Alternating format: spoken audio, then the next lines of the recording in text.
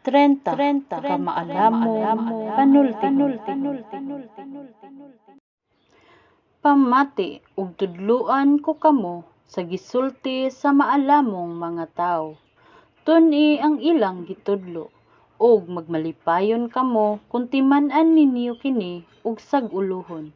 Gusto ko nga mosalig kamo sa Ginoo, mao nga gisultihan ko kamo niini karon.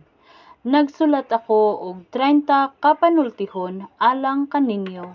Puno kini sa kahibalo ug maayong mga tambag.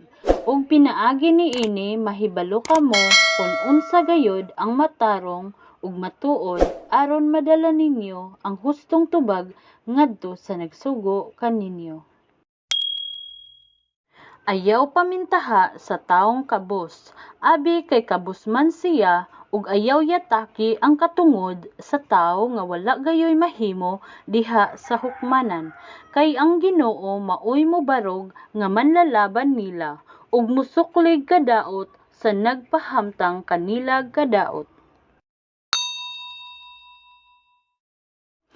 Ayaw pagpakighigala sa mga tawo nga init ug ulo, ug daling masuko.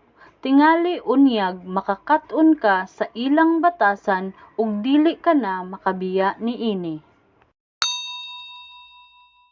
Ayaw panaad nga ikaw maoy mogarantiya sa mga utang sa laing tawo, kay kun dili ka makabayad, embargohon nila bisan pa ang imong higdaanan.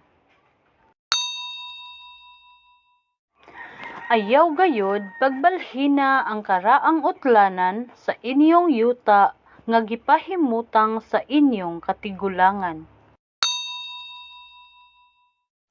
Ang tawo nga maayo sa iyang gimbuhaton mas maayo kaysa kadaghanan ug angay makig-uban sa mga hari. Iniglingkod mo aron sa pagpakigsalo sa usa ka dakong tawo, itanom sa imong hunahuna kung kinsa siya. Kun dako kag kaon, pugni ang imong kaugalingon. Ayaw pagdinalo sa lamiang pagkaon nga iyang gidulot, kay tingali gibitik ka lamang niya. Pagmatngon nga dili ka maugtas sa imong pagpaningkamot nga madato. Sa usa ka pagpamilok mahimong mahanaw lamang ang imong salapi, daw gitugkan kining pako ug mulupad sa halayo sama sa usa ka agila.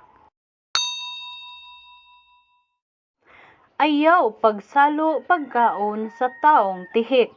Ayaw kahangol sa mga lamiang pagkaon nga iyang gidulot.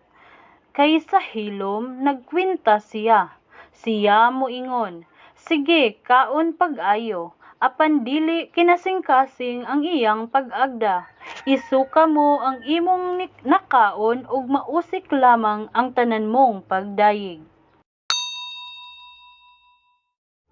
Ayaw pag-usik og panahon sa pagpakigsulti sa usa ka buang-buang, kay wala kini bili alang kaniya. Ayaw gayud balhina ang karaang utlanan sa yuta, o iluga ang yuta sa mga ilo. Gamhanan ang ilang tigpanalipod ug siya ang mulaban kanila. Sabda pag-ayo ang mga pagtulun-an nga gitudlo kanimo, ug pamatia ang mga pulong sa kaalam. Ayaw pagpanuko pagpanton sa usa ka bata, dili makamatay kaniya ang bunal, kun dili makaluwas hinuon kaniya. Anak, malipay gayud ako pag-ayo kun mahimo kang maalamon. Mapagarbuhon ako kun makabati ako kanimo nga magsulti sa maalamong mga pulong. Ayaw kasina sa mga makasasala, hinuon, padayon sa pagbaton ug kahadlok ug pagtahod sa Ginoo sa tibuok mong kinabuhi. Kun buhaton mo kini, mahayag ang imong kaugmaon.